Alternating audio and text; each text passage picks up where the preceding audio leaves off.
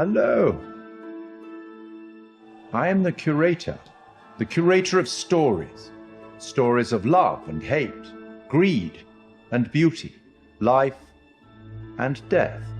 Stories such as this one.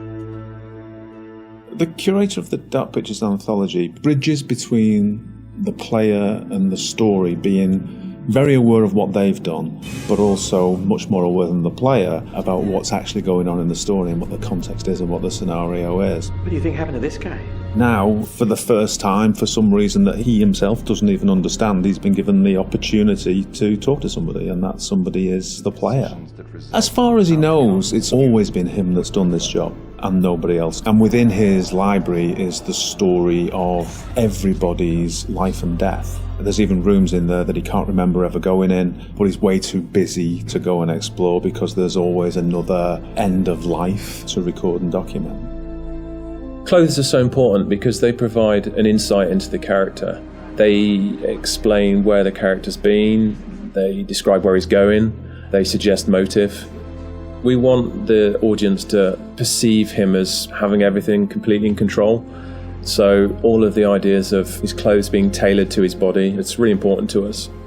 We worked with a costume designer. He did a lot of research into the authenticity of the materials and textures. He provided us with lots of authentic high-resolution reference. He even gave us material swatches.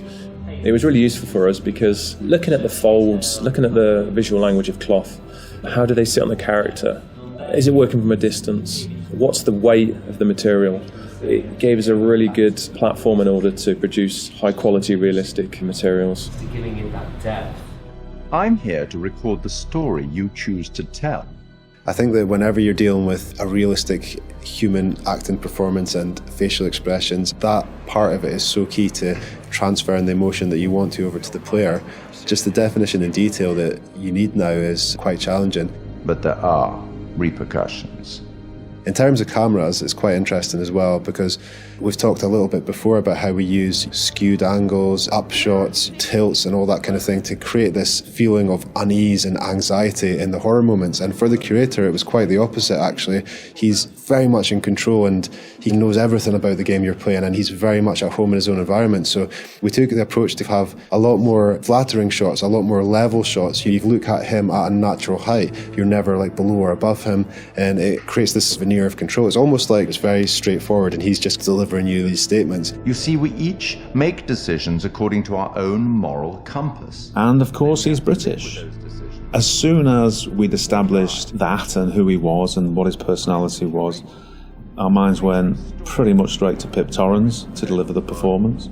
And Pip's done a brilliant job bringing everything that we wanted in the curator to life on the screen. And pretty much everything that we shot was nailed on first take by Pip. But the truth of this story isn't fixed. Far from it. A story can change a great deal when told from a different perspective. One thing that was really important for us with the art direction was to somehow differentiate him from the rest of the game that you're experiencing. And with that we could make a really interesting contrast because as the player you might be experiencing all this horror, all this craziness, and all of a sudden you're taken out to quite a different and quite an unusual place. So that was a really fun thing to play with. We tried to play up on that contrast and really signal to the player that there was a change happening. The curator addresses the player directly. He's quite ambiguous, he's quite mysterious. You're really not sure if he's there to help you or hinder you sometimes. And I wanted that to kind of be reflected in the art. The corridor that he is in at the start of the game and where you see him a lot of times, we wanted to get this feel of an almost infinite corridor that's got this maze-like feel. It's not a set out space that you automatically understand as a viewer when you see it. You're not sure how long it goes on, how many paths there are, how much of a maze this corridor is. So to light that, we wanted to get this feel where there's not markers that tell you this is where you are right now in the corridor, you've been here before, just to increase that feeling of not being fully aware of your surroundings and add to the mystery of the scene. And then he goes into his repository, which is a huge vault of books and secrets with his main desk right in the middle. He's got large windows for light, a skylight above that would also let a lot of light in, a mezzanine floor, a marble fireplace, classical, opulent, sophisticated.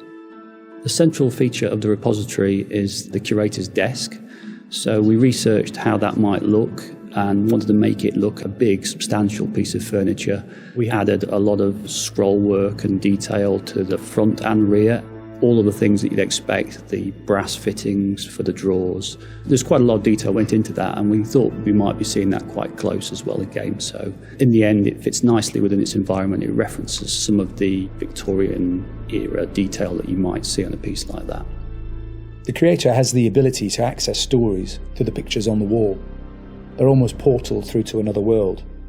And that all had to fit within our architectural environment. So we looked at very ornate framings, large pictures that would hang on the walls, that would feel correct and not out of place, and something of this nature. We thought about where we could include light sources that would be interesting and would put light in the right areas of the room. The skylight's a really good example. We decided that having this top-down ambience would really bed the scene in nicely and create this nice veneer to it. And then adding another number of interesting light sources that we can use for accents, such as a fireplace, such as the candles, that just are there to give you that extra range of colour if you need it. They're there to draw the eye of the player to what we want to show them. It's not my place to interfere, but I might be persuaded to offer the occasional hint. Here's one for free. It's a strange place. Who is this guy? Why is he talking to me? Where am I now? I was just on a ship having some horror happening, and now I'm here. And this guy has the appearance of being there to help you, but he seems like such a strange guy, and the environment he's in is so different. There's a certain ambiguity to it, and we wanted the player to question whether or not he's on their side or whether or not he's kind of playing his own game with them. The curator's no ordinary person, and his repository is no ordinary place. And you'll get the chance to see him again in the rest of the Dark Pictures anthology. We will meet again. It's inevitable.